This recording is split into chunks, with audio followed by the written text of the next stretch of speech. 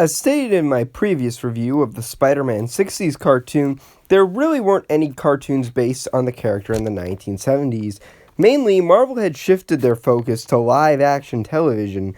Characters like Hulk, Captain America, and Doctor Strange all received TV pilots. Of course, the only series that actually went anywhere was The Incredible Hulk, bringing on Lou Ferrigno. To make matters worse, this was around the time when Superman with Christopher Reeve came out and DC was considered top of the food chain. Yeah, in spite of the current mess the DC EU is in today, having to compete with the highly successful Marvel Cinematic Universe, there was actually a time when DC was riding high and Marvel couldn't even get their feet off the ground. At this time, DC was considered by most to be the real deal, while Marvel was viewed as a cheap dollar store ripoff. More than ever, Marvel needed a live-action hit. As a result, Spider-Man got the most live-action attention of any Marvel property in the 70s. Gee, who would have thought that Marvel would turn to their flagship character to create a franchise?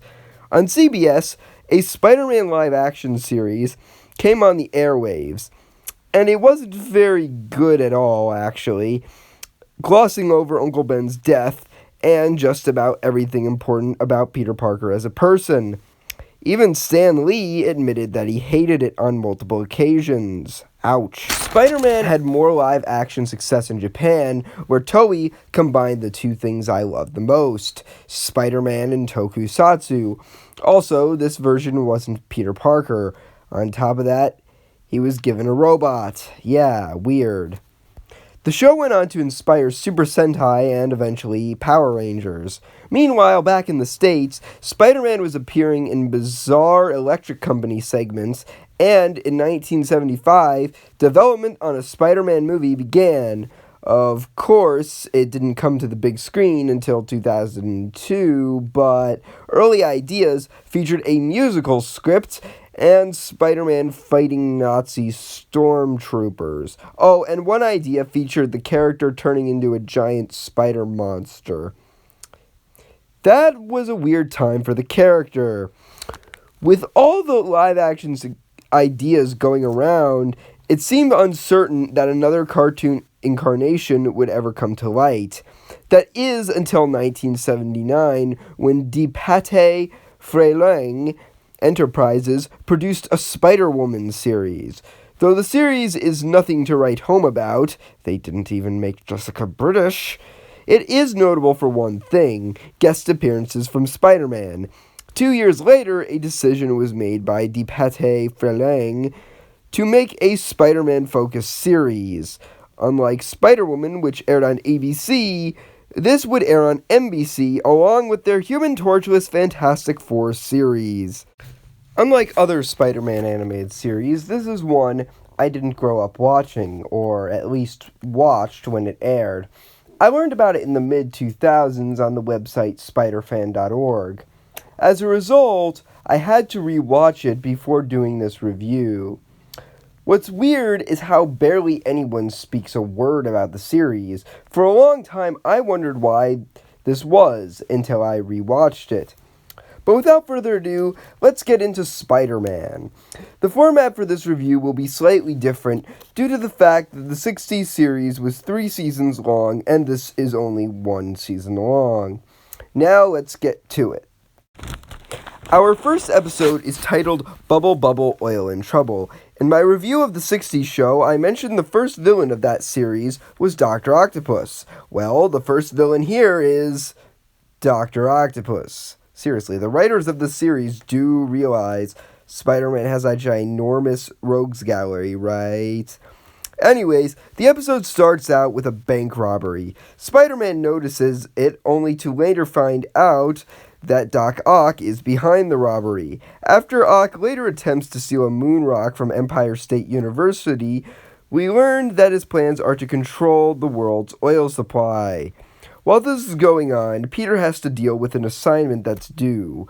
Bubble Bubble Oil and Trouble is very par for the course. It's not terrible, but not a great episode, and not a great foot to start out on. introducing new elements quite poorly. It really felt like it could have been any episode in the series rather than just the first episode, and felt like it was very, very filler. But get used to that, because just about every episode this series is filler. I forgot to mention that the musical score in the 60s Spider-Man series was very good. It always fit the feel of the scene quite well and perfectly matched the darker and weirder aspects of the second and third seasons. For the most part, the same goes for this series as well. Some of the tunes even resemble those from the 60s cartoon. However, some musical numbers are placed in scenes where they make no sense. In one scene, heroic action music plays when Spidey simply goes in to get a checkup. As for the intro, this is one of those times where we don't get theme songs with lyrics, so don't expect anything anywhere near as memorable as Spider-Man does whatever a spider can, but for what we've got, it's actually really good. Not conventional, but that's quite alright. For this kind of show, it really makes and captures the mood of the show perfectly. But that leads me to another problem. The show has a big tonal issue. Okay, for the most part it's consistent, but it suffers from a bit of an identity crisis, not knowing if it wants to go for the traditional route or go for some weird science fiction story. But we'll get to that later in the review. Now, from what I've seen, I have every reason to believe that this is canon to 1979 Spider-Woman series. However, there are two different voice actors playing the part of Peter Parker. When Spidey guest starred on Spider-Woman, the character was voiced by a fellow named John Mayer. Here, he is voiced by Ted Schwartz, and I've got to say that Schwartz does a very good job voicing the role. He doesn't sound adolescent, which he's not supposed to, since this version of Peter Parker attends Empire State University, yet he sounds exactly how I picture Spider-Man sounding. Average. The only problem was in an episode with the Lizard where Spider-Man catches a cold. For whatever reason, Schwartz sounds like Senator Bernie Sanders whenever he's sniffling.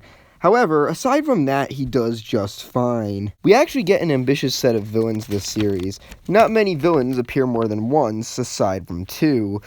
One of the two is Kingpin, who returns only one episode after he first appears in an episode unambitiously called Return of the Kingpin. Yeah, what exactly was the point in bringing him back so soon? Also, if you're a Felicia Hardy fan, this series was actually the first to feature the Black Cat. The episode also features a cameo from Clark Kent. No, seriously, there's a Clark Kent cameo. But aside from that, it's pretty par for the course, though I'll bet any WB executives watching this are probably regretting not suing Marvel at the time. Many villains in the series are watered down, though considering the time period, that can be expected. However, two villains were done surprisingly well, Mysterio and the Green Goblin. They really used the illusion aspect to their advantage with Mysterio, and as for Norman Osborn, he was granted a surprising amount of depth. This version of the character actually knows Peter Parker is Spider-Man-like in the comics, and uses the same lethal methods he does in the comics, leading to more personal encounters between the two. The only thing stopping his episode from being perfect was the lack of Harry Osborn. A fascinating part of Norman's character was always how one moment he'd be a monster, but one mention of his son and he'd go completely back to normal. Oh, and going back to the recurring foes for this season, Doctor Doom seems to appear more than any other villains in the show. Seriously, have the writers of this show ever read a Spider-Man comic? They should know he has one of the largest rogues galleries of any character. I actually assume this was because while Spider-Man is Marvel's flagship character, and always has been since his creation in 1962, Doctor Doom, at least at the time, was Marvel's flagship villain, and eventually got a ride in Universal. Now, sadly, due to some less than fantastic movie attempts in the last few years, Loki is more like Marvel's flagship villain today. But you get the point. Apparently, though, there was a much stranger reason for Doctor Doom appearing in the series so much. You see, NBC wanted to bank in on the success of Star Wars, which debuted only a few years prior, and in their eyes, Doctor Doom resembled Darth Vader. So the decision was made to turn Doom into the show's only recurring antagonist. There was an episode with Doom that made me very frustrated with the execution of his character, though, but we'll get to that later. In terms of a love interest, well, Betty Brant is really the closest thing we've got to one, so not much more can be said about that. On a much more intriguing note, this series was the first Spider-Man animated show to feature other Marvel heroes.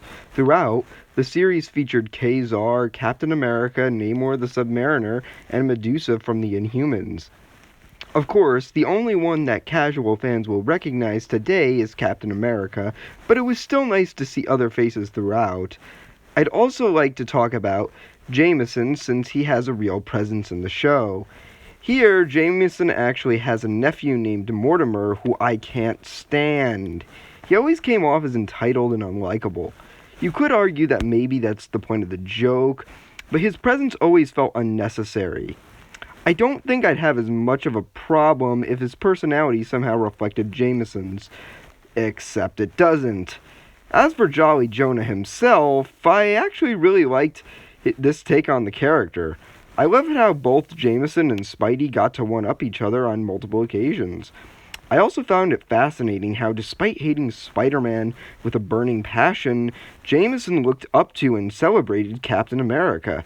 Many different iterations of JJ hate Spider-Man for different reasons, and I actually wonder if this version of JJ simply detests the new generation of heroes, Spider-Man included.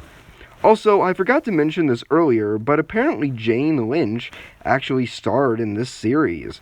Her role wasn't big, but according to Google, she voiced an Oscorp employee, so that's cool.